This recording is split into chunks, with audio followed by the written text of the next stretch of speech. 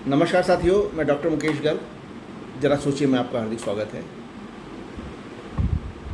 देश के अंदर, किसी भी राज्य के अंदर या केंद्र के अंदर जब जब कोई चुनाव डिक्लेयर होते हैं या डिक्लेयर होने का समय चल रहा होता है, उससे पूर्व चुनाव पूर्व घोषणाओं की झड़ी लग जाती है।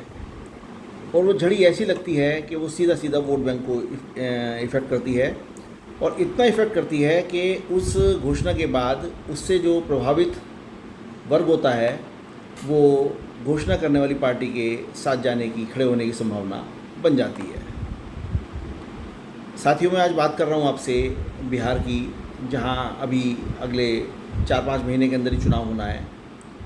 वहाँ गहमा गहमी चल रही है वोटर लिस्ट के वेरिफिकेशन की, और उसके अंदर चुनाव आयोग ने वहाँ 11 पैरामीटर्स ऐसे बनाए हैं जिनके पास उन 11 में से कोई भी 2 प्रमाण होंगे तो उस वोटर का जो है वोट रहेगा, अदरवाइज वो वोट कैंसिल हो जाएगा। और ऐसे अब तक वहाँ के लगभग 7 करोड़ मतदाताओं में से 1 करोड़ मतदाता अब तक निकल चुके हैं जिनके पास कोई भी आइडेंटिटी प्रूफ नहीं है अपनी सिटीजनशिप को प्रूव करने का। ऐसे लोग जो हैं वहाँ पे अब तक बाहर हो चुके हैं। इससे विपक्षी दलों के अंदर बहुत हड़कंप मचा हुआ है। भाजपा तो उससे शांत लग रही है, लेकिन अन्य विपक्षी दलों में उसमें हड़कंप मचा हुआ है। लेकिन आज उससे बड़ा एक स्ट्रोक, जिसको बिहार के अंदर मास्टर स्ट्रोक कहा जा रहा है, वो नीतीश कुमार ने चला है। और नीतीश कुमार ने आज सीधी भर्ती वाली किसी भी सरकारी नौकरी के अंदर 35% महिलाओं का आरक्षण घोषित कर दिया है। यानी यदि किसी विभाग के अंदर 500 वैकेंसीज निकलती हैं तो उसमें सीधे 166 वैकेंसीज जो हैं महिलाओं के लिए होंगी, चाहे वो रिजर्व कैटेगरी से हैं चाहे वो जनरल कैटेगरी से हैं। महिलाओं को सीधा आरक्षण दिए जाने का लाभ नीतीश कुमार को अपने इस अगले चुनाव में मिलना तय है। वो इसलिए तय है कि हमारी जो वोटर लिस्ट है बिहार की, उसमें पड़ी जो मेल कैंडिडेट हैं उनकी संख्या ज़्यादा है और फीमेल की कम है।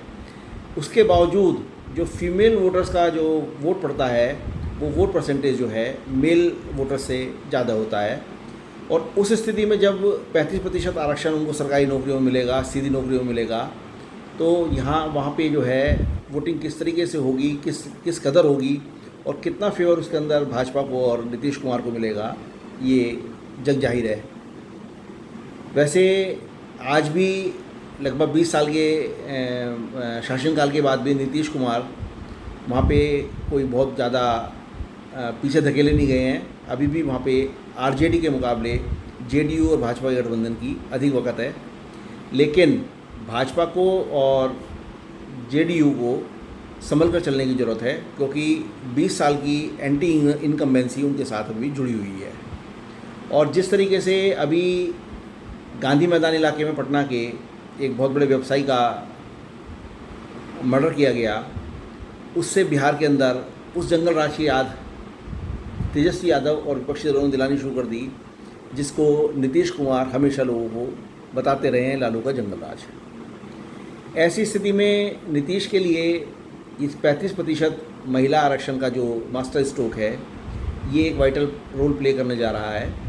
और इसके साथ साथ ही नीतीश कुमार ने वहाँ युवा आयोग बनाने की भी घोषणा कर दी है।